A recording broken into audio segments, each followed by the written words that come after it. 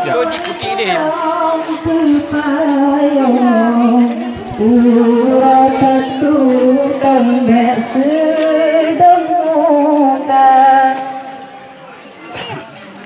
Selamat datang ibadah tempatnya, sambutan kamu dengan gembira, netoleng tolong pepayung, urat satu dompet sedang muka.